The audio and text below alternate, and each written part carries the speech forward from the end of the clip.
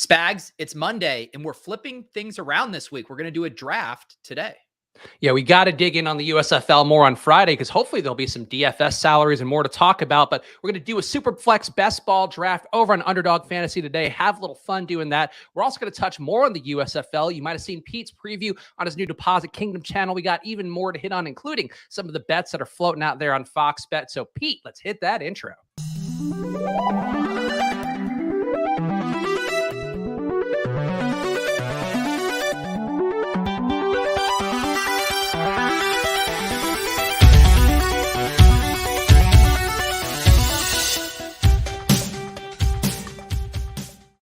Hello, everyone, and welcome to another edition of Splash Play, the fantasy football podcast for every game under the sun. And once again, I am Chris Spags, joined by your friend and mine, Pete Overzet. Pete, how are you doing on this fine Monday? I'm doing good. I've had a busy morning. Wrote the newsletter, got that new USFL video out, just made myself a taco salad for lunch, and now we're ready for the favorite part of my day, drafting with you, Spags. Oh, it is always a joy here. We've been crushing it over on Underdog, and you can crush it along with us today. So go use that promo code SPLASH over at Underdog Fantasy to double your deposit up to $100 on there. It's a great way to get into the mix. Still a lot of fun doing these Superflex drafts, but there'll be even more best ball tournaments, including ones that our pal Drico won earlier this year. Actually, no, Drico won on FFPC. It was Liam who won on Underdog, right? Yeah. But the Deposit Kingdom doing well. So there's a proof of concept somewhere there. But go play over on Underdog and play along with us on today's draft, which will be hitting in a little bit here. And I guess Drico was on the mind because Pete mentioned right before the show that he brought to our Splash Play Discord that there is, in fact, a real-life playmaker situation going on, Pete, in Miami. Tyreek Hill and Jalen Waddle digging in perhaps for a foot race. And as we all know, as playmakers taught us, this is the one way that men can truly test the mettle of each other. Tyreek talked about gonna be deadly. He wants a race. He has to establish his dominance as the fastest man on the team. Are you open and willing to accept that challenge? Look, I already knew this was coming. As soon as I seen it, I'm literally in the middle of workout. My trainer comes like, man, I just got Tyreek Hill. I'm like, I'm running around the gym. I'm like, okay then, whatever. But boy, I think the next day I say, man, I know he's going to try to race. Let me get on these legs real quick. Hit the legs. I'm like, I already knew that was coming. Yeah, we for sure going to, I already know it's going to come. I don't know if it's going to be like in front of people or He's the fastest I done seen in person or played against. And that's hard. He can move. Yeah, he can move. He can move. Them first 3 steps. We got a running back, 23 miles per hour too. Oh, yeah. Moisture. Yeah, I got a real track team now. I Am Athlete getting the hot goss here. Just a quick search right now reveals Tyreek Hill's clocked 40 time, 4.29 seconds. Jalen Waddle is in fact clocked at 4.37 seconds, which, that 0.08 seconds, Pete, for you and me, probably not a huge difference. But for NFL players, I don't see how Jalen Waddle will be even close. I don't think they would be that close either. Although, we did see Tyreek Hill in that, what was it, the 40-yard dash at the Pro Bowl where he just completely phoned it in. But I do love this. He's like, yeah, man, I was stoked to get Tyreek Hill on the team. And Tyreek Hill's like, yeah, man, I was stoked to join the Dolphins. But now we must determine wide receiver supremacy through a foot race. I do think that's a losing proposition for Waddle there. And the Dolphins probably don't want to see that happening either. No need to have one of these guys pull a hamstring in some vanity race. Obviously, this is something that you and I can't do. And, we already have the chat. We have Top Stat saying, any takes on something that we can talk about in a second here. But I feel like this might be too controversial, Pete. I would kill to be able to talk like Jalen Waddle. Like, I couldn't look like myself anymore. But to have that kind of like syrupy talk that like guys from the South have, like that would be my dream in life. Because for me, as a Northeastern person, grew up in New York, spent time in LA, kind of ended up with something in between there. Like there is something so beautiful about the way that he talks. I'll say the word beautiful, that I just wish I could do that without being a complete fraud. Yeah. I guess I don't know exactly what you're hinting at, but however you need to talk around here, Spags, I'll try to support you unless it's racist. And, and honestly, this is one take, I guess, that we should get out right away. And then what Top Stat was talking about, the Adam Schefter tweet over the weekend, Dwayne Haskins, we certainly were one of the shows that, like anybody in the fantasy football industry, I think talked about Dwayne Haskins and some of the drawbacks as a QB. But when a guy does pass away in a tragic situation like Dwayne Haskins did after, career at Ohio State, where he certainly made some fans for himself, also him going into the pros, and certainly, a guy that beloved by his teammates, you could see by the outpouring of support there. Just kind of time, Pete, where you don't really bring that stuff up. And you have any thoughts on it? Because I do feel like I get Adam Schefter. I do think there's this vaguely lack of self-awareness thing that goes on a lot. I know Football Wire over at USA Today was talking about Sean Taylor when he passed. Like Mike Wilbon went in on him and like his criminal lifestyle or whatever, and Colin Cowherd did similar things. And this is something the media does a lot, where they just kind of forget these guys are humans. And ultimately, like whatever Dwayne Haskins did or didn't do as a football player, like him being gone at 24 is one of the most tragic things I think we'll see this offseason, or in many off seasons. Yeah, sorry, I'm got a little distracted with something here. I'm trying to figure out on the side. What was your question? Just like the Adam Schefter thing, if you had any thoughts at all on him and how he approached Dwayne Haskins, it's perhaps more of a commodity than a human being.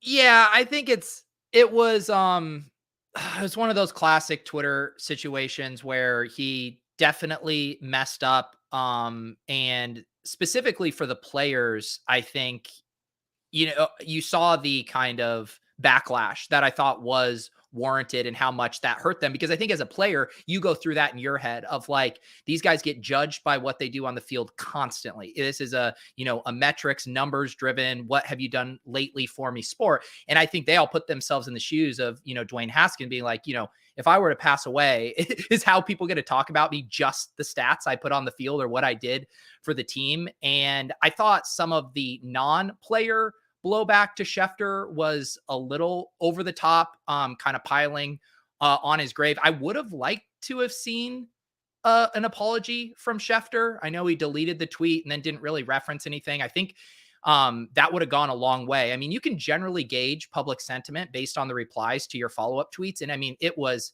tweet after tweet after tweet of people who were still upset about that initial tweet. And so to me, like the PR move would have been to acknowledge that that was a misstep. I mean, you've already acknowledged it by deleting the tweet. So why not just kind of put a bow on that by apologizing? And, it's tough. Like there was still even the article up on ESPN after, and, they're talking about his QBR rating and stuff like this. And I get that we can't just ignore that Dwayne Haskins wasn't one of the best quarterbacks in the league, but I do think there's a time and a place. And, maybe you can just give it a little bit more room to breathe before we start doing, a breakdown of Dwayne Haskins' career. Yeah, people also pointing out Gil Brandt, the Cowboys scout of note, I guess made even worse comments saying that, and again, I'm quoting here, Gil Brandt, the 90-year-old, went on a podcast, said that Dwayne Haskins was a guy living to be dead. Maybe if he stayed in school a year, he wouldn't do silly things, alluding to Haskins. At the end of the day, and I know Pete and I have actually kind of, battled with this a little bit amongst ourselves, where we do the welcome to the family bit. It's a fun joke. And then we made sure to not make jokes about like whacking guys, because ultimately these are human beings, these are guys that we don't want to cultivate that toxic part of the fan base.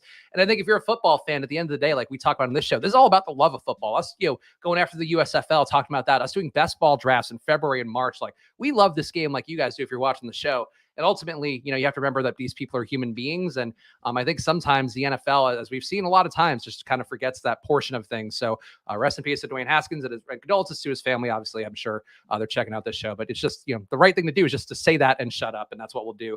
Moving on here. Pete, let's talk about the USFL for a second. And first, let me get the plug out for Football Outsiders. I'm sure they love following that segment. But make sure to go over to footballoutsiders.com. Lots of great content going up all offseason. If you want to subscribe now, the deals will certainly be there coming up on footballoutsiders.com/subscribe immediately. But go check them out. You can get some packages. Year-long packages are always going to be a great deal. We have some good stuff going on around the NFL draft, courtesy of our friends over at Underdog, partnering with us to get some quality content, including the FO40 boards, which give you a take on the real-life prospects that are going to matter the most, as well as the fantasy prospects. So a little bit of everything over at Football Outsiders. That is the goal as we're planning things behind the scenes. So go check them out, footballoutsiders.com, or if you want to subscribe, footballoutsiders.com/subscribe. But Pete, I got to give you the floor here first. first because I was actually watching your USFL preview, excuse me, right before the show. You did a great job here. The production quality that you put in, I could see the effort that went in, why it took a little bit longer for you to get out. But tell the people, I guess, what your key findings are, and then we could talk some more about some items that have come out since then. Yeah, no, I appreciate that. It seems like people have been enjoying the video. Thank you, FF Doom. That's over on the new channel, which is called Peter Overzet's Deposit Kingdom. Yeah, I mean, peeling back the curtain, how the sausage got made. I mean, this was the first kind of style video I've done like this in a while, and working with a video editor. So this was, written and recorded a while ago. And so as you saw, even with the Eli Rogers blurb in there, I didn't end up re-recording it. So yeah, some stuff has changed since then. We did get an update on Saturday night. We were doing the Lulz UFC live hang, and Cody Main, I believe, had some alpha that DraftKings said they were going to be posting the contest tomorrow. So on Tuesday. So I know everyone has been wondering when those contests are going to arrive. And then, yeah, I just kind of went through each of the teams, trying to give everyone a little bit of a primer for, the coach, a most notable player, maybe anything that we could possibly glean for DFS purposes. So we're going to all be flying blind here a good bit heading into Saturday, but I just wanted to give everyone a nice foundation. So when you're, hanging around the Easter table, you can be sure to mention names and seem like a USFL thought leader to your aunts and uncles.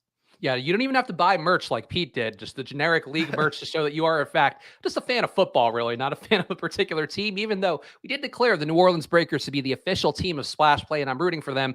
Glad to see Kyle Sloter get the shout out on Pete's video, even though I feel like you called him Kyle Slaughter or Kyle Slutter, somewhere in between those two.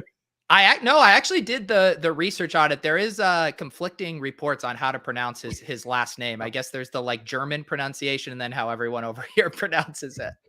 That I won't go any further on that one, but it got to be a lot of fun games coming up there. And again, check out Pete's video on the Deposit Kingdom channel. But the USFL, I thought a couple interesting things coming out. We talked previously last week about some of the general rules changes that teams can go for 1, 2, or 3 pointers. They could also go for an onside kick by taking a 4th and 12 play on their own 33-yard line. Those are kind of the wrinkles that are important.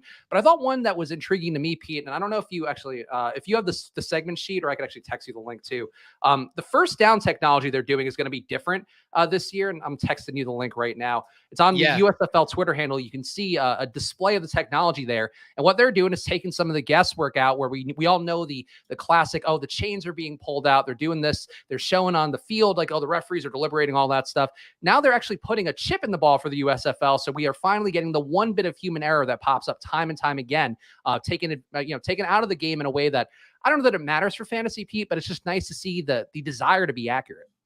Yeah, and I mean, I saw a lot of the quote retweets of how does the multi-billion-dollar NFL not have this figured out, and a startup football league is able to do this. So yeah, I mean, it makes a ton of sense, and hopefully the NFL actually takes a cue from this because there's just literally no reason for ambiguity with ball placement, knowing the technologies we have today. And it's one of those things too, where this was a lot with the original XFL as well, that there is going, to be some production elements the NFL will outright steal, especially with the USFL being partnered with the NFL. We've had some meetings with the USFL with my day job, and they are very much running the Fox production teams as well. And you can see another clip that I just sent Pete. They're playing with the sky cams a little bit more, which is one of those big original XFL inventions back in the early 2000s that the NFL made part of their game. And what the USFL is doing is trying to, it honestly comes off more like a video game, Pete, where they're going up top and you kind of end up following the players in a way where I don't know if it's going to give more insight into the game. I don't know that it matters, but it does feel like overall just kind of seeing these teams approach things in a different way. Here you can kind of see looking more like an all 22 video with that sky cam clip. There's a lot of ways to make this more interesting, and including the reality show that you talked about in your short form video and we've talked about on this show. They are doing the best they can to do something different. And I feel like as a spring football league, that's sort of all you can ask of them. Yeah. No, I like that they're, trying to push the envelope with some of this stuff. I feel like this would be good for, an alt angle for replays. I don't necessarily want to be watching this as a default, view. I know sometimes with the NFL, and I even remember some NBA where they would do a series where it was the alternate camera angle. And I don't know if it's just because we're so hardwired to view sports through the same, perspective, but it's really tilting when they change it. But I don't mind that for a replay angle. And yeah, I mean, we were talking about this on Saturday night too, of, the XFL contest on DraftKings started pretty big. I think it was 100,000 up top, and then interest slowly started to dip away. And this is obviously all before the league got canceled because of COVID. I'm hoping that USFL can like go in the other direction, and that I feel like there's a lot more hype and build up to XFL than there has for USFL. It was kind of this bigger novelty thing of spring football returning in a big way. And then it kind of petered out. Whereas USFL, I feel like the hype hasn't quite been there. They're a little slow getting their documentary out. They're going to just all of a sudden plop themselves onto national TV with all these games. So my hope is it can go in the other direction, and we actually build steam through the first 2 or 3 weeks and kind of pull in a bunch of people along the way, get the bigger contest, get the bigger interest level. Right now, I'm a little concerned. I'm hoping that the general interest is there specifically from a DFS standpoint.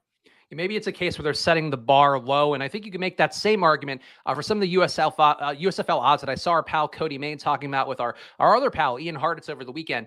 And Pete, I just texted you them as well. We're producing here live on the fly with all the professionalism you expect of this show. But Fox Bet, the official betting partner of the USFL, even though there are odds on DraftKings, going to be odds on a bunch of different places. Fox Bet, they're the network that's driving a lot of this, so they are the one that has it. And it's kind of weird, Pete, because these odds that we're going to be up on the screen in a second here, like these are ones that I have Fox Bet. I'm in Pennsylvania. I love betting on Fox Bet. It's honestly my favorite one to bet on, just because I think the odds tend to be updated a little bit slower and give you a little bit more of a sliver of an edge. But these lines, Pete, that they have on the USFL, seemingly wildly inaccurate and also not available in Pennsylvania. So it's one of those things that kind of baffles me. A lot of lines in the mid 50s, which we know from the XFL, very unlikely to hit. And I would say if you are in New Jersey, I think it's one that does have the odds up available to bet on right now, or at least supposed to. You're seeing over 55.5 for the General Stallions game, over 53.5 for Gamblers Panthers, over 53.5 for Stars Breakers, over 56.5 for Bandits Maulers. I don't see how a single one of these bets hits the over, Pete. I'm completely with you. We saw this exact same pattern play out with the XFL, and I will tell you this. I will bet every one of these if I can on the under and be so happy if I'm wrong, because that means the product and the level of football and the actual competency of these offenses will be so high to sail over these totals. I will be happy to be wrong if that's the case. But yeah, I think I'm max betting the unders on these totals. Yeah, the -1.5 plus 1.5. Again, Cody Main, if you want to check his Twitter, you can see some of his takes on what's going to go on there. And we'll dig into more of that on Friday's show. But I'm with you completely. Like, I know you talk about this a lot, like the concept of the emotional hedge, where I think you bet the unders. That to me seems like the right play based on what we know, based on the fact too that, as Pete talked about in that USFL preview, a lot of these coaches have made pretty clear they want to run the ball, they want to establish the run as all these kind of old school coaches do. These guys that fall out of favor in the NFL, maybe besides Bart Andrews for the Philly team, I think is one that's been a little more going the other way. Kevin Sumlin as well talked about slinging it around. But really, I find it hard to believe that these won't all be unders, and maybe one of them hits the over, but I think you're probably going like a round robin parlay to me. If you could get that for all these unders, I feel like would be a pretty smart bet to take right now. Yeah.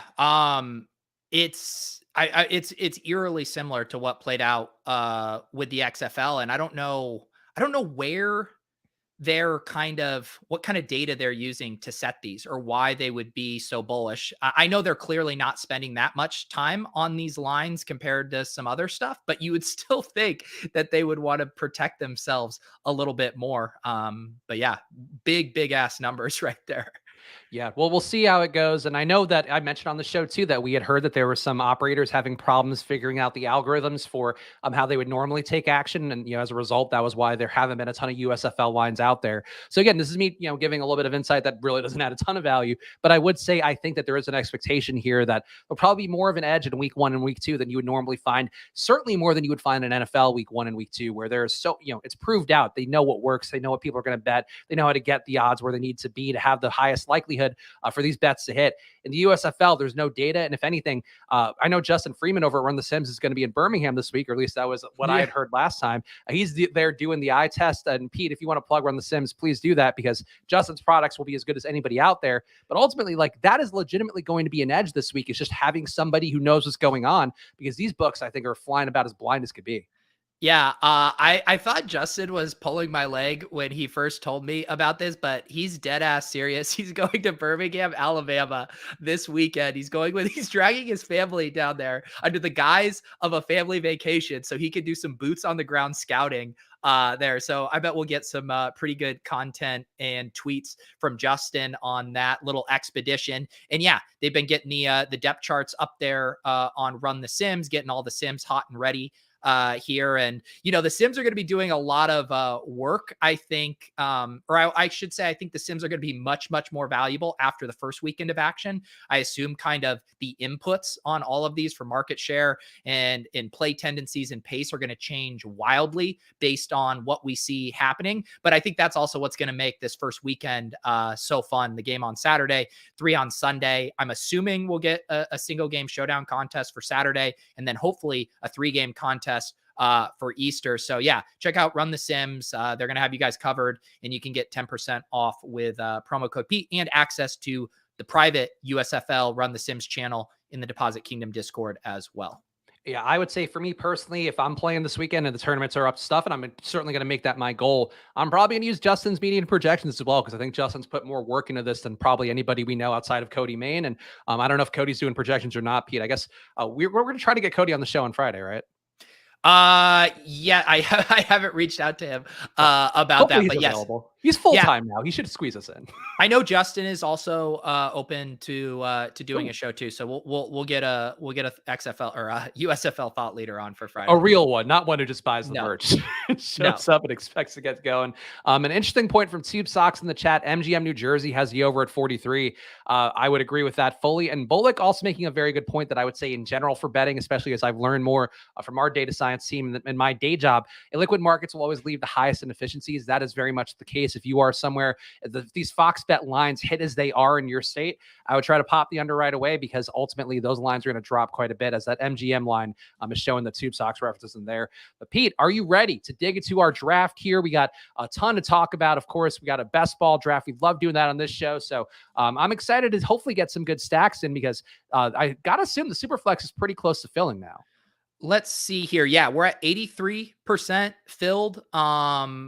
I guess I haven't been watching the exact clip as it's been filling, but my hunch says like within another week, and there's generally a bit of a snowball effect at the end. I know people will kind of max register for their slow drafts when they can tell that those are filling up. So I bet we'll see a speedy finish here. And I would say, yeah, if you're looking to get entries in, you probably want to do it within the next week. And as you can see, I've turned my hat here, so I'm ready for business. And I think, too, when we get through the NFL draft, I think we're going to try to do a special segment. I haven't even told Pete yet, but he's going to go along with it because it'll make for good clips. Our favorite best ball stacks, I think, is going to be where we needed to start to dig into here, because we've landed on some that I've enjoyed. I personally was a big fan of our Drew Lock stack the other week. We've also been sniped on some Mahomes stacks, some other good ones. But I think ultimately, once we get through the draft, we could start to really dive down on some content and really start to make a case for, I think, really the holes we want to bury ourselves in best ball this year. Aaron is back after last Friday's fiasco. We are here, and Aaron, here's the problem. Now I'm going to even keep a closer lookout for who you're drafting and how I can screw you over. But welcome back. Bullock wondering too, if we could maybe do a rookie and sophomore draft sometime. Yeah, I think we could definitely do that. I assume this draft will fill before the rookies and sophomores. So Spags and I could certainly hop into a couple of those. We've done a few of those on ship chasing, which I'm sure you've seen, but yeah, Spags and I mean, we enjoy drafting, and that there's a chance that might be the only contest up for a couple of weeks. So we'd probably definitely be hopping in that. Yeah, I think we did one in between when the Superflex hadn't been out yet. So we did do one of them, but I think, certainly more knowledge out there. They talked about Football Outsiders. They've updated the FO40 to reflect things moving around a little bit more. Guys like Sky Moore have soared into the FO40. So there's a lot of interesting wrinkles here that have changed since then. So I see no reason why we can't do that next week, especially if this one does fill, which going to be pretty close, I would think, for our shows next week. Yeah. Wow. Top shot. The second I turned off the stream, you guys go, rest in peace. This is what we're trying to condition you to realize. You can never turn off this stream ever. Sure. If you miss a second, you've missed it all. That's what we always say here on Splash Play. But if you are watching live or watching after the fact, whether it be on Peach channel or the Splash Play channel, which we're going to start, again, putting some clips out on that. Honestly, I should have done one on the wide receiver rumors on Friday, but it just didn't happen. But it'll be coming soon. So make sure you're subscribed to both and hit the like button. It does help us out a bunch. Obviously, always trying to beat that YouTube algorithm is going to be an important part for what we're doing here. So hit that like button. And of course, subscribe to Peach channel, subscribe to the Deposit Kingdom, subscribe to the Splash Play channel, subscribe to TMZ. I don't know what else. What other YouTube content out there that we want people to subscribe to? All right. We are going to be up next. We have found ourselves in this familiar spot before. I'm really curious to see what Afuru does here.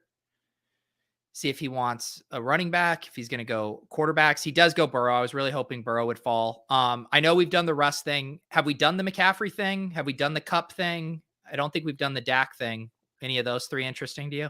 I mean, we've done Russ, as you said. We could do Dak. I'm open to Dak. McCaffrey, I don't have enough confidence in anything with him right now. Yeah, that's fair. Let's do the Dak thing. Okay. I like that we're calling it the thing. Like, I feel like we've slowly, for as much fun as we make fun of Bill Simmons on this podcast, I feel like we've slowly evolved into him just using things, stuff interchangeably. We're getting really grown into our loins as broadcasters. I didn't even know that was a Bill Simmons ... thing. Honestly, the Bill Simmons subreddit, if you ever have time and if you actually listen to that podcast, like, you still have to be, I think, listening sporadically to get it out of there. Go to the Bill Simmons subreddit, r/Bill Simmons, because boy, they have got mocking him down to a science. And as any fan subreddit becomes, Barstool's the same way. I think all these subreddits, like, they eventually, like, they love you and then they love to hate you. And that ends up being what the life cycle of any broadcaster is. Yes. That's when we'll know we've made it. Instead of going to the subreddit to trash us, they just do it in the chat. He doesn't like the Dak thing. I actually don't. I don't know what the issue is with Dak. I have no problems with it. I think if he didn't get injured, or that offense didn't sputter at the end, I guess I just don't see any reason why he shouldn't be in the conversation with Kyler, Joe Burrow, Herbert. Like, he's still right there for me. And I think a notch above Russell Wilson for me. I also think with Dak, we're actually going to have a shot to get the stack we want, which I think is a big part of why I was willing to go there. Just because we have had these QBs. We had Mahomes last week, weren't able to finish the stack because Travis Kelce went that fast. I'm pretty confident we can get CeeDee Lamb, and I'm pretty confident we can get, James Washington, Michael Gallup later on. So I think that's a decent approach. Yeah. So structurally here, I haven't done the solid QB double tap. I would be fully fine to do Dak and Jalen, and then we can really, really push QB3 out. Okay. I'll do that. Yeah. I mean, if Justin Jefferson was there, I was gonna be like, that's really hard to pass on. But this feels a little flat to me, and I would rather have Hurts than Lance and Watson anyway. So yeah, I didn't see anyone else really jumping out to me. I also think for Dak, not to make the case even more, and Jalen Hurts certainly is the most extreme version of this. Levi in the chat saying Dak can get hot. Like, Dak can run the ball more. Like, Dak can do more things. He's not going to have to feed Amari Cooper, and also probably for part of the year, not going to have to feed Michael Gallup quite as heavily while he makes his recovery. Like, I think there's more room for Dak to be singularly great. And I also think, we clearly have to get CeeDee Lamb coming on the way back. But I think, to me, that target tree got so much more concentrated just because you're going to have less bodies there. No Cedric Wilson, no Amari Cooper. Somebody will step up. Maybe they do take a rookie. But I think overall, a lot of this is going to flow through Dak's hands this year. And I'm willing to make that bet on him. Yeah. Yeah. I mean, the Cowboys are just such a national punching bag too, because they always choke in the biggest moments and they make very questionable decisions. They clearly featured Zeke way too much this past year. But I do think there's hope, in the same way we would always lament the Seahawks. It's like, can you imagine if they just let Russ cook? What would this offense do? I mean, to me, that's how I feel a bit about the Cowboys. And I mean, you can say the offense took a step back with Amari, leaving in free agency, but I don't know. I still think they're probably going to draft another wide receiver. I do think CeeDee Lamb can take a leap. I think Michael Gallup is legit. I think Dalton Schultz is a top tight end. I think all the weaponry is here for Dak to have a big bounce back year. And God, if they could ever not feature Zeke and give Pollard the ball more in space, I do really think you could see this offense take another step. And Bullock, again, we'll call it some other chats here because there are some interesting points being made, but starting 2 divisional stacks leaves you open to having a game stack in the playoff weeks too. That was our thesis last week with the AFC West when we drafted on Friday, and I feel like that's going to be the same case. And I think if anything, the Cowboys having a little bit less talent up top means it's more likely that NFC East is going to be flat, give all these teams a chance to be playing. And Pete, I don't know, like unless Brian Dable, I know I'm a believer in him, and I think you are too. It feels like there's a pretty good shot that both Eagles and Cowboys will be in this until week 17, week 18. Yeah, I think it's a nice tiebreaker for right now when doing these drafts here. So yeah, I'm interested in it. It's Mookie theorizing maybe Treylon Burks becomes a Cowboy. I think that could be interesting. I saw in ESPN's latest mock draft. I linked to it in the newsletter today. They had Burks going to the Titans actually right around that same pick. So the Cowboys have pick 24 overall. I think that is right in the range where Burks is kind of projected to go. And yeah, I mean, that he would be kind of the perfect fit alongside CD. I just realized we are on the clock though. Do you want to lock him up? Yeah, I think we got to get CD. Yeah. I also think CD is one of those guys that, we talk again a lot on the show, year 1 to year 2, year 2 to year 3. Those are where the big jumps come. And CD Lamb, I think with the Cowboys, being knocked out last year, there was a lot of talk about how I think Troy Aikman was like, yeah, I would feed this guy 10, 11 times. Like that's what he should be getting instead of worrying about that. There's a decent shot that's actually what happens this year. So I think we're buying in on CD Lamb in the 3rd round, but like, can he reach 1st round value? Maybe it's a little bit tougher in a super flex, but overall, I feel like if anybody here is a young player who could make a jump, like we've already seen Justin Jefferson's ceiling. I think we've seen, Jamar Chase, probably he could certainly make a jump too, but CD, just the target concentration plus the talent level rising, like there's a lot of ways I think CD can really move up the food chain. Pete, Jay Brooks give you a $10 super chat here. I don't know if this is like an ongoing troll thing, but I'll give you the floor because Davis is your partner, not mine. Yeah. So Jay Brooks asked a question. If you're a longtime Swolecast viewer, I believe it was 2 years ago, we had this entire conversation. I think Sammy Reed called it out. There was a clip. And yes, as you explained, this is correct. Davis is aware of it. If you search through Twitter, you can find a clip of us joking around about this. But yes, this is not breaking news, unfortunately. I don't want to out anybody here, but I will say, I've talked on this show. Pete and I both occasionally enjoy the spoils of the devil's plant. Is Davis a weed guy? Because I feel like if that's the case, like sometimes I run out of breath, and if you're talking at a high speed and you maybe have a little bit of that resin buildup in your lungs, I could see how that would be an issue.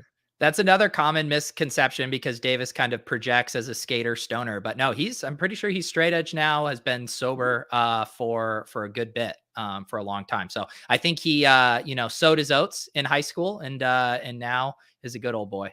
Straight edge, hardcore Davis Maddock. That's what we always talk about. The CM Punk of professional fantasy football analysis. And GA saying that I think I've seen JJ ceiling. I think Justin Jefferson, look, he can be a little better. And there's probably some regression coming his way touchdown-wise with Adam Thielen and how he's run the last year. But I don't know how he could be that much better than he's been. So real quick, I think there's multiple directions we could go here. We could tack on another wide receiver and Tyreek Hill. If we want to tight end structurally, I think we could do Pitts. And if we want to get a bell cow back, I think we could roll the dice on Kamara or Chubb. I'm okay going Kamara. We've taken a lot of Tyreek this offseason, both as a chief or presumptive chief and now as a Dolphin. I feel like we can go Kamara's way because we just never go Kamara's way. Yeah, we don't. He's a guy that I've had very little exposure to in these drafts. I don't mind getting him here at this price. I was bummed to see Swift go. I feel like Swift is basically maybe like a safer and higher upside version of Kamara right now at, very similar skill sets. And I think what they're going to offer you by way of fantasy, but I think just way less kind of downside risk than with the Kamara situation. But yeah, depending on how potential suspension stuff shakes out, I think getting him here and, hoping he is, our bell cow back at this price is not a bad bet. So we got some time between picks, Pete. So I'm going to just read some of these chats. Ryan Jones saying, I've gone elite tight end in these drafts, only taking 2 because it helps structurally, because it gives you a chance to take an extra shot at a QB if you're weaker, or a skill player if you went heavy QB early. Do you have any thoughts, Pete, on taking an elite tight end early? I feel like I don't think you've pushed us towards that much. I think you've pushed us more towards the Pitts tier of guys. But I would feel like, I guess that still could be an elite tight end structurally.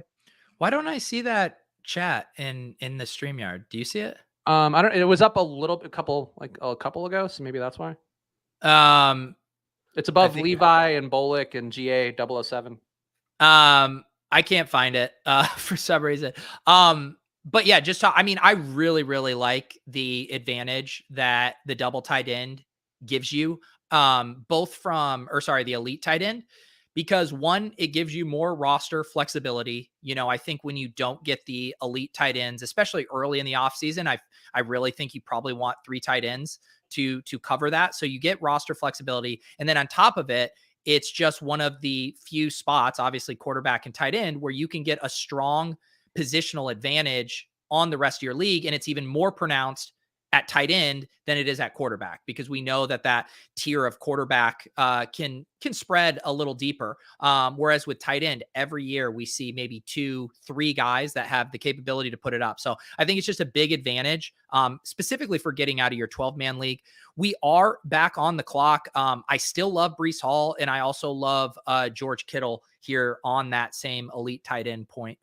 I think let's take Kittle, just because I presume we're going to try to get Schultz at some point. And certainly I believe in Dalton Schultz. And I think we talked about sort of the target concentration there, but Kittle, I know like we can trust for the most part. And then that'll give us a floor and a ceiling at the position. And then maybe Schultz will beat him some weeks.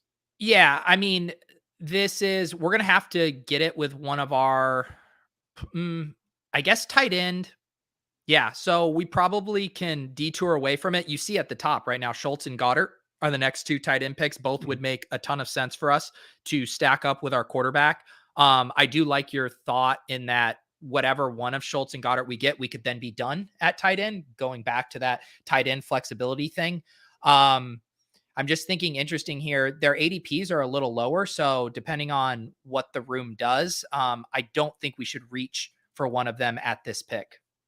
Okay. Yeah. I mean, it does seem like there's a shot that we get sniped, but I would say that overall, I'm happy with getting either of those guys.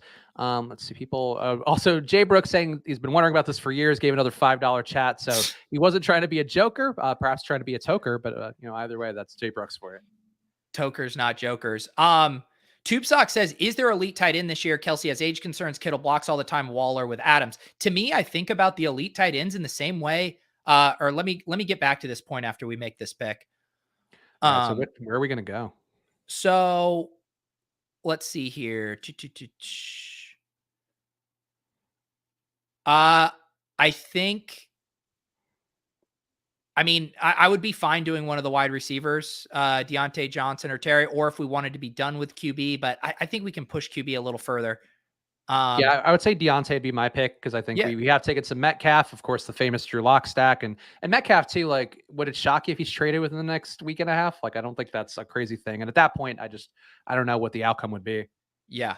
All right. I want to go back to this point, because what I was trying to say is how I think about the elite tight ends is similar to how I think of the workhorse bell cow backs. And, our buddy Pat Carrain wrote the article for NBC Sports Edge last year about how we need to be looking for running backs with legendary upside. And you can poke holes in all of the running backs, right? You can poke holes in Christian McCaffrey, having injury concerns. You could talk about Nick Chubb having pass blocking concern, or pass catching role concerns. And so, but the question with all of them is, if the stars perfectly align, do they have the profile and skill set to be a legendary back and have one of the, Todd Gurley, David Johnson, Le'Veon Bell-esque seasons? And I think of that the same way with tight ends. All of the concerns you're talking about, Kelsey age, Kittle blocking, Waller with Adams, those are all fair concerns. But we know with those tight ends, if the stars do align, that they can have a legendary 15 plus touchdown season, because we know it, we've seen it, we know their talent profile. So is it the most likely thing to happen? Probably not. But if you do get that, 2020 Travis Kelce season, you have such a massive advantage over your league. In the same way, if you got the, Christian McCaffrey season from 2020 or 2019, I can't remember now, you just are running away from the competition. So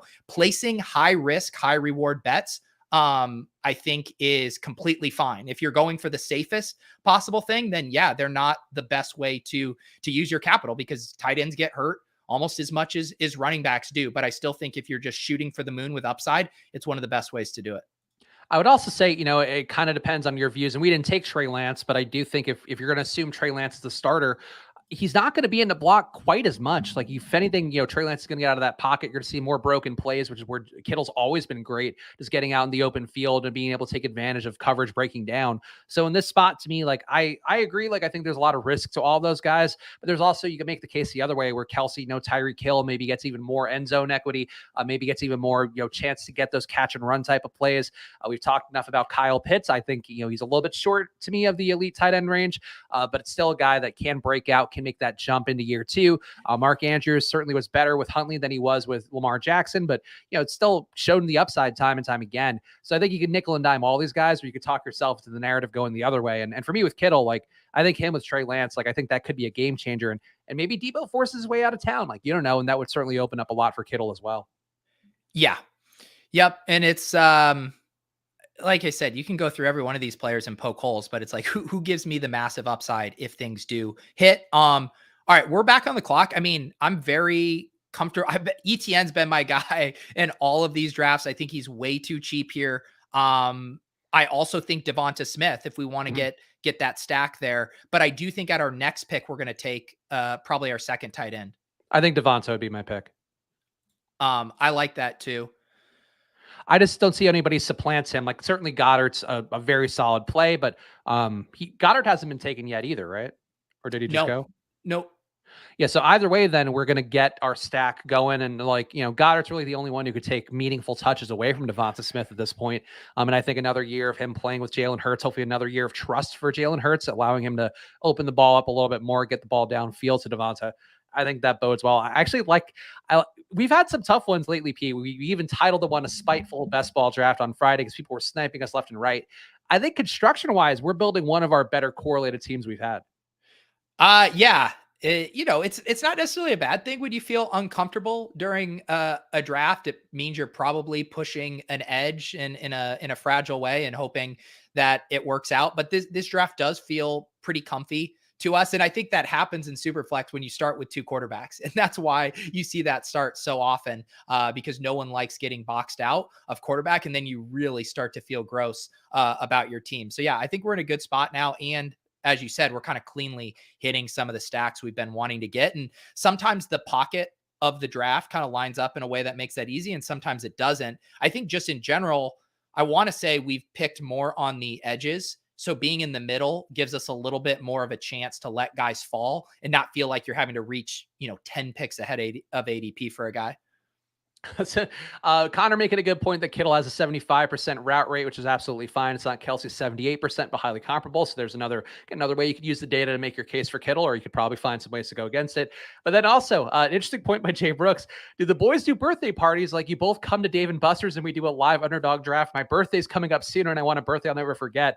Honestly, that'd be a very fun live show format, as you just do live shows and do drafts. I don't think we could sell out arenas or anything, Pete, but I think for us, 100-person room, maybe watching us do a live draft, it could work. I mean, Jay Brooks seems like a nice guy, but if we're doing this, I might have to roll out a KYC thing just to learn a little bit more about Jay Brooks before we agreed to doing his birthday party. But yes, I promise you, for the right price, Spags and I will come and do anything. Oh my God, Nobo, you fucker. God. So Dallas Goedert goes. I knew that was going to happen. Rugged once again. I knew it was going to happen. It was going to be too perfect. All right, back to the drawing board here. Mitchell? Ugh. We've taken a lot of Sermon. Yeah. Well, because we have Kittle and we're making a bet on this, I mean, yeah, it's fine. I don't love it, but it's fine. Yeah, it's not. That was that felt hurtful, I would say, the way that lined up. And I don't think anybody did it to deliberately be mean to us. But Aaron did say in the chat, you guys want me to take Schultz or Goddard? I'll let you choose. Aaron, you reap what you sow, Pete, and you were mean to Aaron on Friday's show, and now he's come back for revenge. Yeah. What team name is he? Nomo? I don't know. I thought he was Hawkberg, maybe. Yeah, and I thought he was actually being nice and offering an olive branch by taking Hawkinson instead of Goddard, and then Nomo comes out of the woodwork. Also, Connor pointing out that you did say that you would give Jay Brooks anything he wants in a draft, so we end up having to kiss Jay Brooks. Like I said, if the money is right, we will do anything. at your birthday party. Look, I'm not one of those people that's like, oh, like, even $1 million, I would like. Look, if you give me $1 million, I'm jerking dudes off. I'm doing whatever, whatever's thrown out there. Like everybody's got a price. The $1 million man used to say. Can we talk about the difference between me and Spags? So the difference is Spags and I both made the same joke, and I allowed a little bit to the imagination, some ambiguity there. One, so you could imagine at home, and two, to not get us in trouble. And Spags just forget the ambiguity, just cuts right to the heart of it and says the worst possible thing you can think of. I just want to be crystal clear here that if you're out there, you win the best ball, best ball mania, one of the big tournaments. If you want to spend that money getting jerked off by a moderately famous internet personality, I'm your guy. We're not even to round 10 yet. No, it's so funny too. This is not a thing you should be joking about 3:15 p.m. on a Monday, but here we are, Pete. This is what happens when baby delirium sets in. Yeah, I mean, this was a very rough round and a half for us. We get sniped on our tight end. Spags goes completely off the reservation. Oh my goodness. Corbin Welsh here, of course, our good friend. WTF? I mean, look, maybe talk about Cockney, Pete. That's no. I'm used to doing these on Fridays, so that's why it's like a different mindset. In other news, I am accepting applications for a new Splash Play co-hosts. You can drop those in my inbox. All right, we are on the clock here. Quarterback's been wiped out. I do like Michael Carter. I do too. Okay. Yeah. I'm a big Michael Carter believer. It feels like they're clearing some room for him. I think their commitment to getting another wide receiver in feels like that could bode well, even though you're taking some touches away. Opening things up downfield for Carter could be a win as a guy who has shown the pass game work and the ability to also make the most out of well-blocked run plays. So I think there's a lot of ways Michael Carter takes a jump this year. So 9th round for him, I feel pretty good about. Yeah. And it's kind of a nice blend with, we take Kamara, an older back that has a lot of risk. And then we, kind of come back and balance that out with 2 sophomore backs that you would hope could see their role increase in year 2. Is there like a style of draft that you would give to this one with how we drafted, where we took Kamara, not super early, but early enough, and then we took these 2 running backs? Like, is this hyper fragile at this point, or I don't know how that? This would be called modified anchor running back, where we waited to get our anchor running back, but we are, I would say a lot of people did this last year with DeAndre Swift, or at least I would do it where, you would wait till the 3rd round and then just use him as your anchor, and you draft it in the same way as if you got Jonathan Taylor, wait till 6th, 7th, 8th round to grab your second guy. But just trying to, buy the dip, but then proceed as if you are correct. And Kamara is a top 5 back this year. Okay, that makes sense. I hope it's on your roadmap to do like an explanation of all these terms as a video, because I think that's one thing. I've seen the articles, like I know Crane's talked about it at NBC Sports Edge, and like obviously Ship Chasing, you talk about it all the time. But I feel like just having it in one place that I can actually wrap my head around it is something I'm personally looking for. All right, I'll do it for you, Spags. I'll do the definitive best ball explainer video. See, Pete, you're taking requests. I'm taking requests. We're all taking our own form of requests here. All right, Nomo, what are you going to do?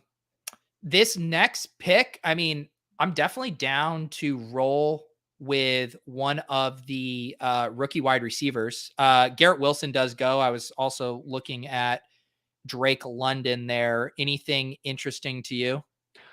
I'm intrigued by Drake London. It feels hard to take him over Lockett, but London's a possession guy and seems like he should be one of the top drafted guys. So I'll support my USC alum and go Drake London. Okay. Yeah. I mean, Lockett is pretty cheap here, even going 6 picks after ADP, but we can take Drake London here.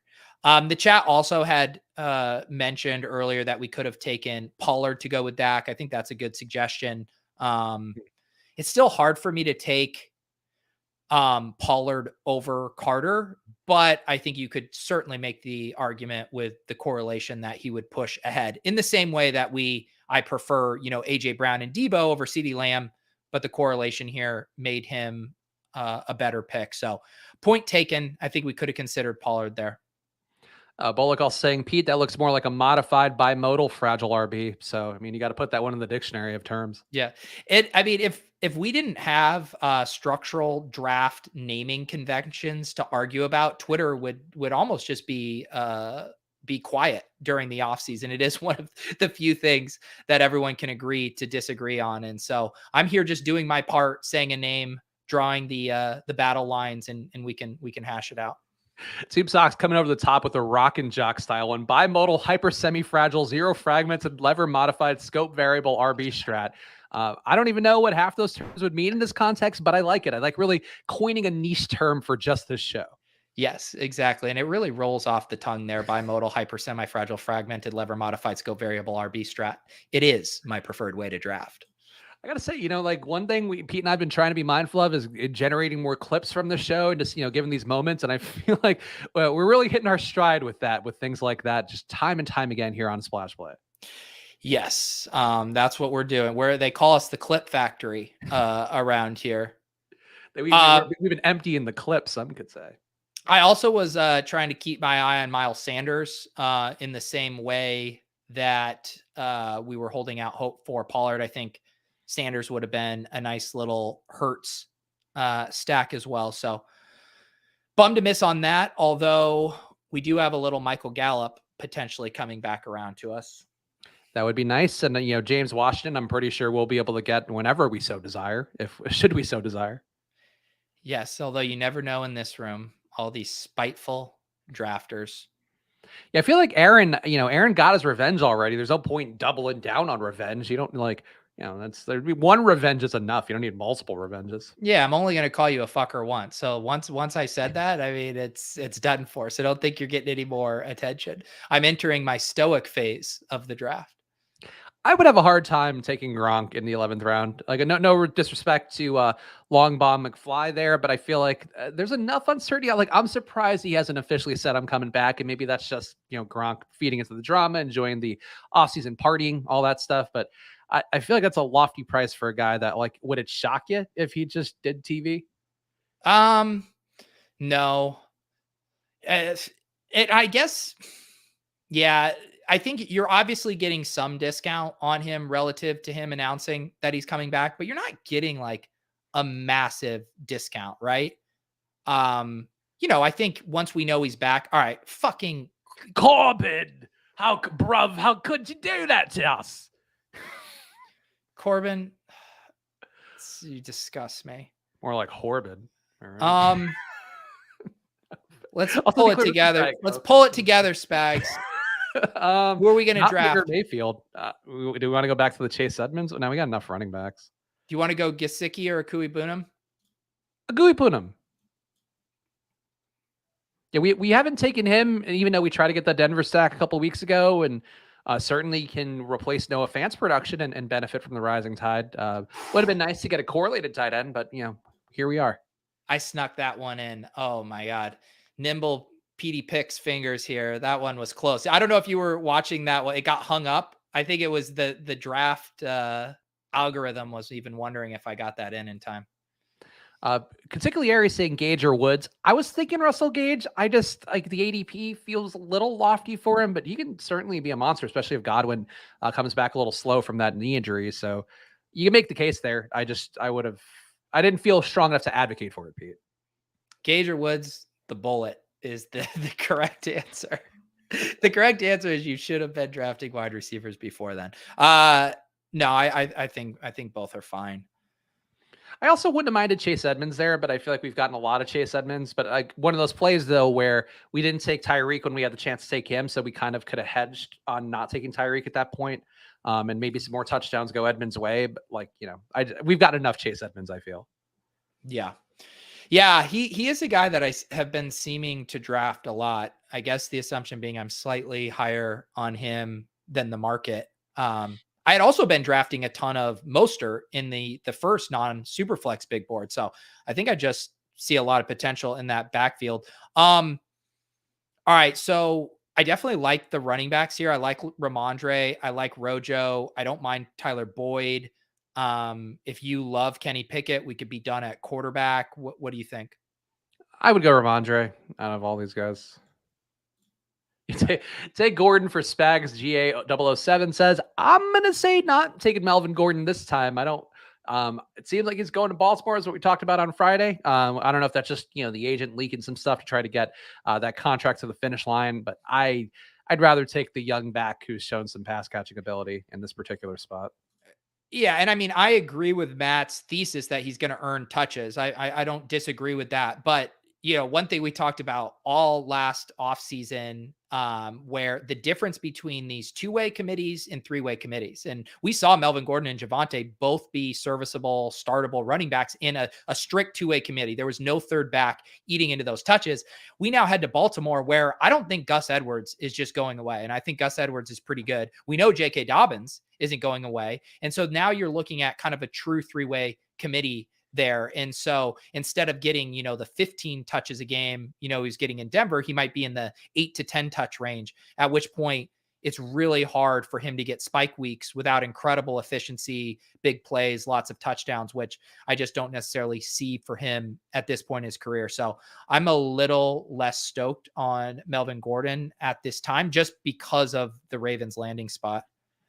The Ravens absolutely crush Melgo's value. Connor says, I would agree. I think it certainly makes him like one of those DFS plays for sure. But I feel like for best ball, I like the value of him was having that 50-50 timeshare with Javonte Williams. And if that's off the table, like, is anybody in Baltimore going to get 50% of the touches? I kind of find that unlikely.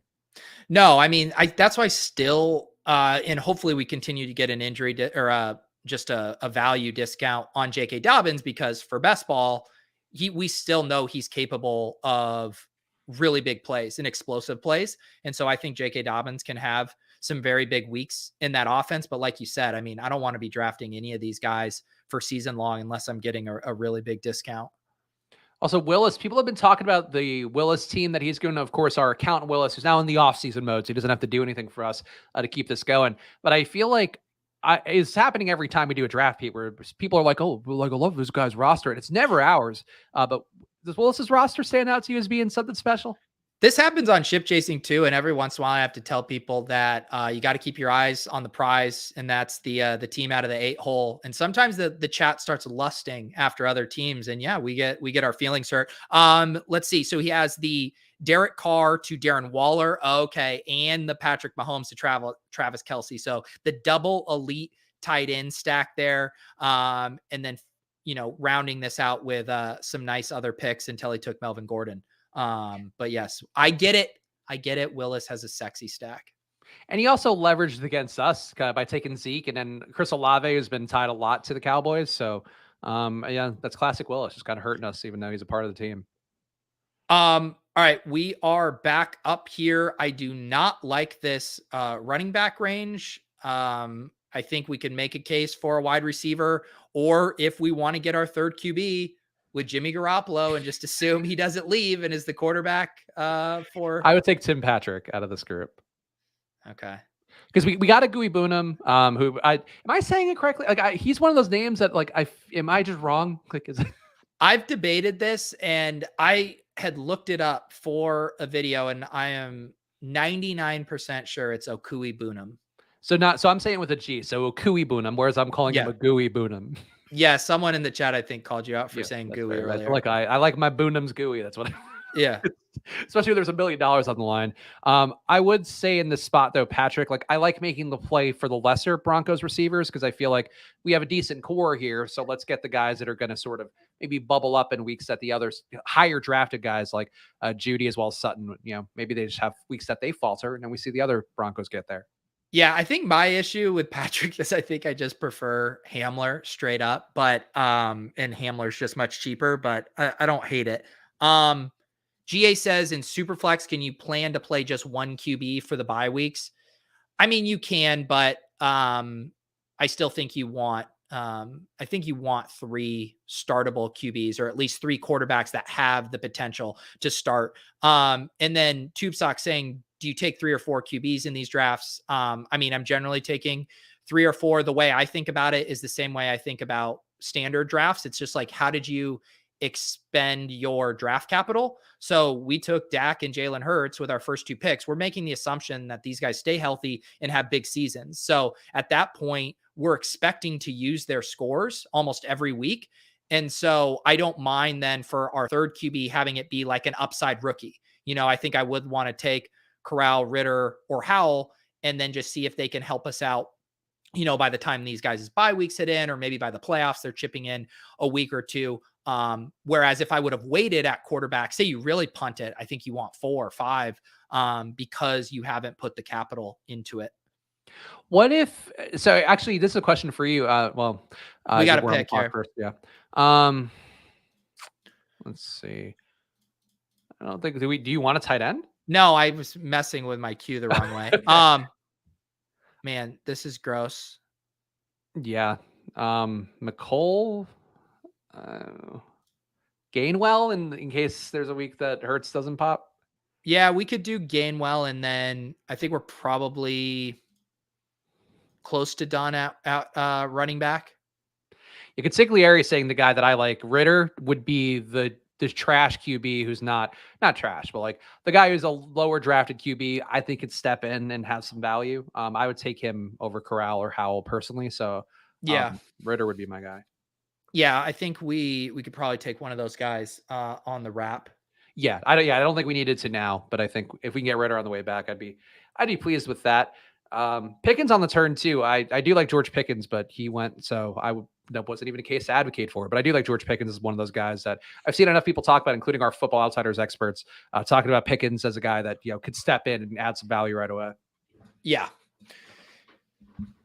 Yeah, I think once you're at this point in the draft, I was listening to the RotoViz podcast, and Sean Siegel was passing along an anecdote from Blair Andrews, who writes the Wrong Read at RotoViz, super sharp guy. We've done some drafts with him on Ship Chasing, and he summarized that talking about upside in drafts, like when you get later into drafts, is basically just code for how many rookies have you drafted. And in a lot of ways, obviously that's oversimplifying things a bit, but it is very directionally accurate as far as which of these players could massively outperform their ADP, and it is almost universally the rookies. Yep, I think that makes sense. And I see Jamison Crowder going there. Jamison Crowder, kind of interesting because like he could be great next year, or he could be cut in the preseason, and neither outcome would surprise me even a little bit. Oh, poor Willis. Yeah, Willis was trying to set up the triple stack. He did grab Drew Lock, and then he was one pick away from Noah Fant for the premium QB tight end triple stack there. Rest in peace, Willis. Nothing more premium than a Drew Lock stack, as we know on this show. I really hope, out of all the bets that we've made this year, I hope that Drew Lock ends up winning that starting job and at least keeps us alive for that Seahawks stack to be useful. Because if that Seahawks stack does happen and DK Metcalf doesn't get traded, there's a lot of ifs here. But if those things all happen, I like Drew Lock a lot, and I'm intrigued to see what can happen for a team that really should be having to play from behind quite a bit. Yeah, I mean, there's so many ways the Drew Lock thing goes wrong. But if it doesn't, it could be a lot of fun. I think there's a 10% chance it goes right, and I feel like we got good value on that 10%. All right, we got some rookies. Did Ritter go? Yes. Oh, damn it. B-Brick took Ritter, yeah. I would say, you want to get James Washington? Yeah, let's do that. I also think somebody pointing out, I think we talked about it earlier on the show, that maybe Justin Jefferson finds a ceiling more with the coaching change here, going to Kevin O'Connell at the head coach position instead of obviously the lesser offensive minds that have been there in the past. I feel like Osborne's the one that benefits most. Like Osborne or Irv Smith, I think, are just guys that could see more creative concepts getting them open. So I wouldn't have minded Osborne here, but I think we need Washington to at least get one more Cowboys receiver in. Yeah. And yeah, we were running out of options to get at least a Dak double stack there. I don't mind Osborne either, but as far as what we're doing with our double stack, and now we have our 2 double stacks. We have Dak to CD and James Washington. We have Jalen Hurts to Devonta Smith and Gainwell. So not the sexiest of double stacks, but they'll get the correlation job done. Of course, is always going to be the case on these draft shows. When we have somebody in the chat that says something that makes our team sound better, we're going to do it. Matt Parnes in the chat saying, as a Steelers fan, I think Washington's underrated. I do think he got kind of lumped in as bad, even though he wasn't bad. Like, I think he also, going against Claypool, going against Deontay Johnson, going against Juju, like it was hard to find a role for him. The Cowboys need that deep threat now. They need somebody to take pressure off of CeeDee Lamb and also to a lesser extent Dalton Schultz until Gallup is back. And that could be Washington. Like, I have no issue. Like, we could see Dak throw the ball up, and James Washington can certainly go get a deep ball. Yeah. I think he fits perfectly for best ball and what you're trying to do there. I mean, you basically are asking yourself the question. It's week 16, week 17. Is it possible for James Washington to have a 2-week or a 2-touchdown spike week? And I think that's firmly in play with his skill set. You can't spell spike week without "we hope James Washington is good." Yes. Don't check our spelling on that. So yeah, we're going to really have to think through our fucking quarterback thing because it's starting to get desperate. I mean, do we want to take Sam Howell or do we want to just keep drafting wide receivers? I would take Huntley. So this is what I was going to ask you before that we got cut off. Well, we can wait a little bit on Huntley. I think let's wait on Huntley because that's a play against not taking Lamar. All right. Wide receivers I'd entertain here. DPJ, Kendrick Bourne, Laviska Shenault, Nico Collins, KJ Hamler. DPJ. There's definitely a pathway for him to be good this year, just on the pure strength of Deshaun Watson, playing all the games as we talked about. It does seem like suspension. The longer time goes on, suspension seems less likely, and he's gonna have to throw it to somebody. And Donovan Peoples-Jones is a body that's in that room that's not Amari Cooper. Yeah, and also Spags. Have you not learned anything this draft? If we're not taking the player at the current pick, you cannot mention him. Otherwise, he will not be there when we do want to take him. That's a fair point. I just don't think anybody, I mean, I believe in Huntley as a concept because we didn't get Lamar early. So I feel like that's how I think about it. But I don't think anybody's going to run to take Huntley above his ADP. Yeah. I actually don't mind the GA suggestion too of going with Brissett as the DPJ stack, hoping things go south with the Watson suspension. Actually, this is a question now for you, Pete, too, where like, when you're doing a lot more of these shows, like obviously we do one a week here on Splash Play sometimes too, if we're feeling real frisky, but as somebody that's doing so many live stream drafts, like, are you starting to change your verbiage around things so people don't snipe you just for the lulls? Actually, early on in the season, I don't care. I think once I start drafting Best Ball Mania teams, I'll be making a serious investment into maxing it out, and I'll be thinking carefully about balancing my portfolio and all that jazz. Maybe I'll start to play it a little close to the vest, but no, I'm just kidding right now. I don't care if anyone snipes us. Yeah, because for me, ultimately, I care about the content we put out there, and you got to give your best foot forward in terms of a take. I would never withhold that. The information quality, sure, that's going to vary from time to time, but I will give my knowledge as best as possible for all of you guys out there because that's all we can do as hosts. Yeah, I mean, where it really comes into is on ship chasing when we're doing our high stakes season long drafts, and you have $2,000 on the line for the pick, then you start to, use the private chat a little bit more. I think that's fair for this level of tournament. We can have fun here. We're just here to have fun. We're not here to make money. Unless it's at your birthday party and you want us to do very specific things that Spags is apparently willing to do. And you want a joyous ending, then we're here to make that money. God, I just hope this draft can have a joyous ending, Spags. I think it will. I feel like we built a good, interesting, spiky kind of team with also like a decent floor built in based on the construction. Yeah.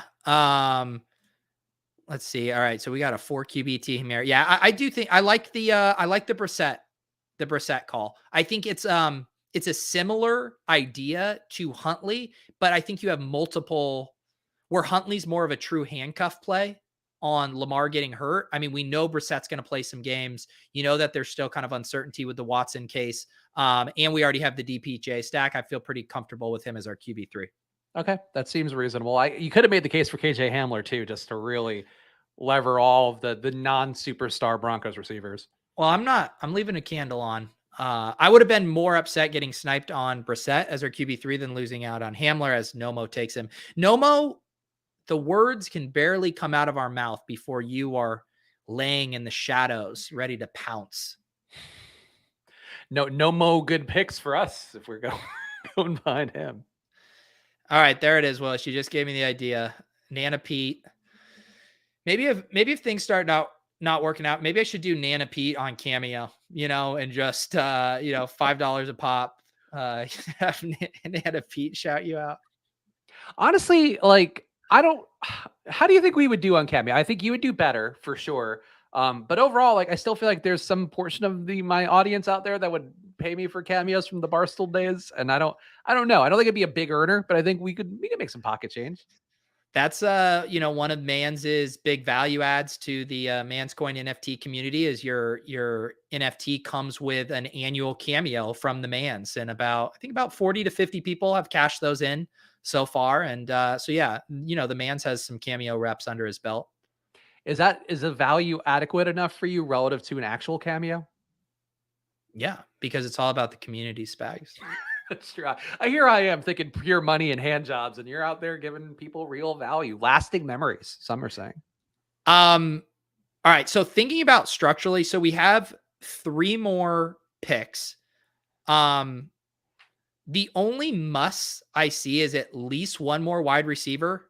And I think we have some flexibility beyond that. One guy that I was just noticing here is Dearness Johnson, and to just kind of continue to flesh out our bet on the Browns. I know he's their 3rd running back, but I think he'd have a pretty big role if Chubb got hurt, and he just looked really good last year. I could accept that. I mean, it's we know they're bringing back Hunt, which does make it a little bit tough, but it's not like these guys, neither Chubb nor Hunt, like it's not like they're immune to injury. We've seen them miss enough time. Yeah. Yeah, Connor got cashed in a cameo where the Mans went hard on him on Wordle. And the community is out. So structurally here, like I said, 1 more wide receiver in the 19th. And then I would say you could make a case for a 3rd tight end or a 4th QB if you wanted to grab Huntley. I mean, I still don't mind Huntley. I feel like Cedric Wilson shouldn't be going this low. He's not on the Cowboys anymore. We can't get that stack. No, I know that. But I mean, like, they did just pay good money for him. Like, they didn't do that just to put him on the sideline. Yeah. Well, yeah. I mean, I don't mind him. It's like one of those things you got, like the contract money. I just feel like sometimes people miss that. Like Pringle too. Like actually, but here's the thing: when you adjust for correlation, are these guys better picks than Quez Watkins? I just think the Eagles bring in somebody else to be that number 2. Yeah, but I don't think we're counting on Quez to be the 2. I mean, Cedric Wilson's not going to be the 2. No, I guess you could make a case Byron Pringle could be the 2, but I also think they're going to bring someone in. See, I don't think they are. All right, well, then we're at a standstill. It's a real hostage situation with both of us pointing the gun at each other, and which way will we go? I'll just keep talking about Pringle, so someone will take him. That's how it works. Oh God, I'd love Pringle here. Just fits exactly. Willis took Cedric Wilson, which I think shows if we all love Willis's team, that we must by proxy love my take on Cedric Wilson. Wow, there you go. See, I told you if you mention a guy, he's gone. Yeah, Amari Rodgers too. Tube Sox pointing out, like, you got to think again. Green Bay is going to bring somebody in, but Amari Rodgers is going to get there. Like, here it comes. Corbin calling his shot. Oh, Corbin. Are you touchy dog? Oh, he loves to snipe. That's what Corbin Welsh here does. All right, so do I get my wish in taking Quez Watkins? Yeah, I guess by sheer force of will. Again, Amari Rodgers still there too.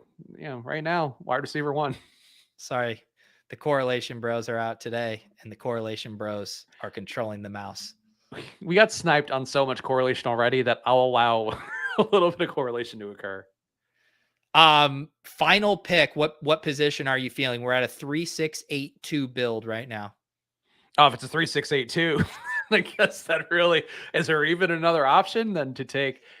We like Benjamin. Yeah, I've been drafting so much Eno. I wouldn't even. McBride still there too, and he's gonna be the top tight end taken. Yeah, I was actually looking at these tight ends. I didn't mind Uzoma or McBride, but they will both go. Let's see. If McBride lasts, and now I've said it out loud, so clearly he won't. He does grade out well, and he's also a good blocker, so he should see the field early. So I don't mind going Trey McBride, and now he's gone. And he's gone. T-Bear? You fucker, yeah. T-Bear. That's T-Bear for you. Classic T-Bear. Just doing T-Bear thing. If there's a rookie tight end out there to be had, T-Bear's going to be all over that.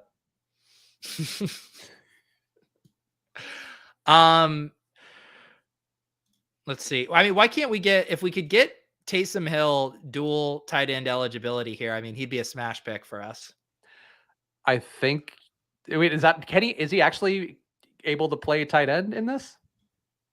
No, I'm kidding here. Okay. So, DFS will be playing a lot of tight end. Yeah. Yes, we're gonna do this because I see. Do you see what's happening here? Nomo, make your pick. Corbin is worried about his jet stack. He clearly needs a third tight end here. I'm putting CJ Uzoma in the queue. Eat it, Corbin. Two can play that game. Oh, CJ Uzoma. Now you're a pirate? Oh, CJ Uzoma. Sailing the high seas. Sorry, Corbin. Oh. How the tables have turned, Corbin.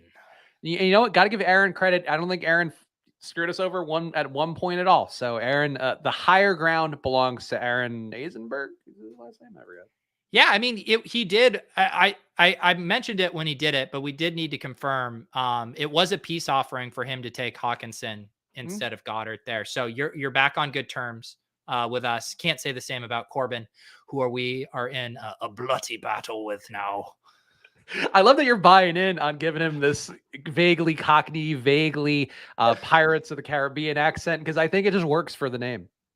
You know what I'm getting ready for? I'm going on the RotoViz Overtime podcast tomorrow with Sean and Calm, who is Irish, and they put out a question or a tweet getting questions for the show. And someone requested that I break down the rookie class in an Irish accent. So I'm just starting to get lubed up for that. I'll get lubed now. We're dropping him. And Terrence saying, good draft, guys. Thank you, Terrence. I appreciate that. I do think we had a good draft. And I think that's really at the end of the day, that's what it's all about. Yes. Look at this. Everyone, is happy at the end here. And let's see, Spags, looking at our thing. So this was our this is our fourth Superflex draft that we have drafted together. It honestly feels like more, but I guess we were doing some other different formats. So that's probably why. Yeah. And anyway, Aaron, a class act who is going to have fun staying poor from what I'm told by our Friday episode. Yes. I mean, Corbin, you should be hurt about the jet snipe, but you shouldn't be hurt by the accent. If anything, you should feel celebrated in that your culture and people are heard and valued. I mean, look, you go to the Osmo streams, there's a lot of characters that are just things I said on a show once. like Ben Ross, they still called Dr. Ben Ross because I just thought it'd be funny to call him a doctor for no reason at all. So I think if there's one thing we do well in this show, Pete, it's give people a little bit of texture for their existence online. Exactly. Well, we appreciate everyone. Like we said earlier, we're going to pull together a fun USFL preview show for Friday. So we'll get a guest, we'll have salaries, we'll have all kinds of stuff to mess around. We'll get back to our roots, build a lineup, little ride or die. It's going to be fun. Yeah, it'll be a great one here. So make sure you're following at Peter Overzet, at Chris Spags, and at Splash Play Pod. We're doing lots of great stuff on there. Of course, putting all the content out there for you guys. If you play on Underdog, if you want to do a super flex draft for yourself, use that promo code SPLASH to double your deposit up to $100. And as you can see here, we have a lot of fun doing these drafts. So you can have that fun for yourself. Maybe less fun nicknames, less jokes about J and O. But either way, it's still a lot of fun to have over on Underdog. So go use that promo code SPLASH over there. Of course, we couldn't put the show on if it weren't for Football Outsiders. So go over to footballoutsiders.com right now. Click some articles, even if you don't want to subscribe yet, but honestly get to the information on there.